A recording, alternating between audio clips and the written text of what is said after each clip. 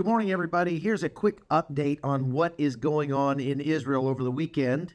3 Israelis were killed in a shooting at the Allenby Bridge crossing between Jordan and Israel. This is a crossing that I use all the time, going back and forth. And I was just there with my friend Oscar about a week and a half ago as we were crossing across there. And I said at the time that it's absolutely ripe for a terror attack.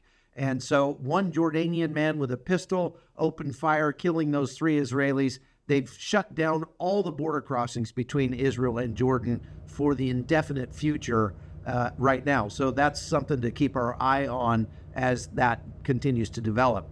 The scary thing about that is that the Jordanians allowed that man through with a gun. They're trying to figure out how that happened. In addition to that, the Israelis have continued to strike targets in Lebanon and in Syria. Last night, Sunday night, they had a large strike inside Syria, killing a wanted commander from the Islamic Jihad terror group, and also taking out a convoy of weapons that was on its way to Hezbollah in Lebanon. Hezbollah has continued to fire rockets across the northern border into Israel and has not done much except damage a few buildings and start some more fires. In addition to that, there were 2 rockets that were fired out of Gaza. So they're still able to fire rockets out of Gaza now and then at the port of Ashkelon.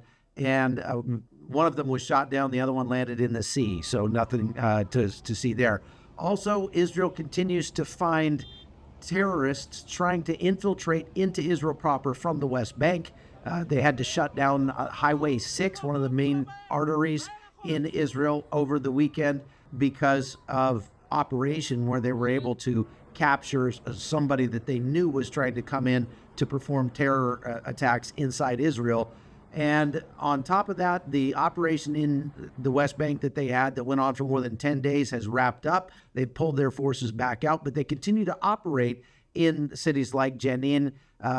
During that operation, toward the end, there was an American citizen who was killed. She's a Palestinian activist. She's an American-Turkish woman in her early 20s who went there and was apparently in a group that was throwing rocks at Israeli troops. The Israelis fired, and she was killed. So the U.S. State Department is looking into that. I think there's a good lesson to be learned there. Don't throw rocks at Israeli troops.